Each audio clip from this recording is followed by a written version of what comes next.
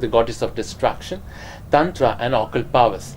The goddess who helps us seek and find our inner self even in the most traumatic phases of life.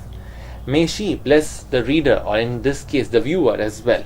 Any feedback, even if it is negative, is most welcome. It is a source of learning and understanding for someone, especially understanding someone else's perspective, and for me it's immensely gainful.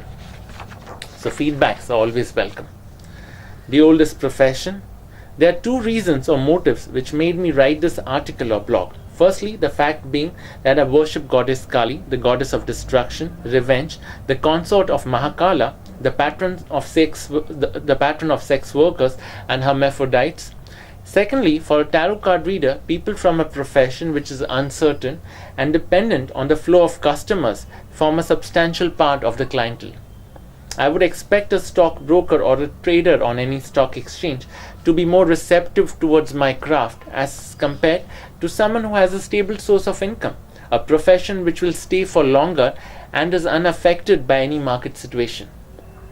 People from professions like medical healthcare or shipping will not get affected by the ups and downs of a volatile market or economic scenarios. However, a stockbroker is more vulnerable. His profession or his source of income is somehow related to a market which is volatile, unpredictable and beyond his reach.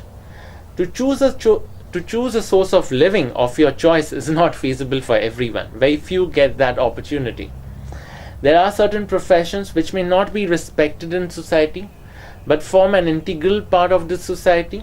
In other words, should I say that this profession contributes towards an integral soul of this so-called society. Every entity or a mode of work or employment in this world has its own relevance.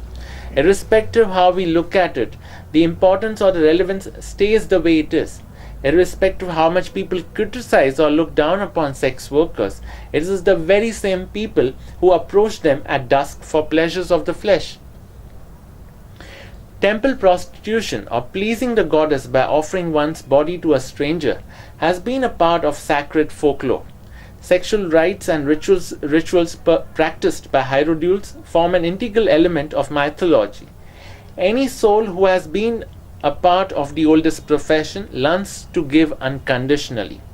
Their ability to survive through personal pain, tragedies and intense suffering helps them identify and recognize the suffering in others.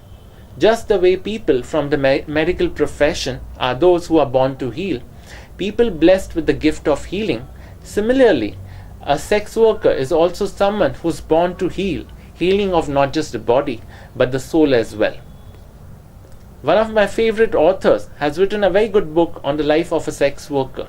Read 11 Minutes. Honestly, I liked 11 Minutes and Brida more than his best-selling Alchemist. I personally believe that any and every soul deserves respect, irrespective what work or profession one belongs to in the worldly form. Lord Krishna states in the Bhagavad Gita that one should follow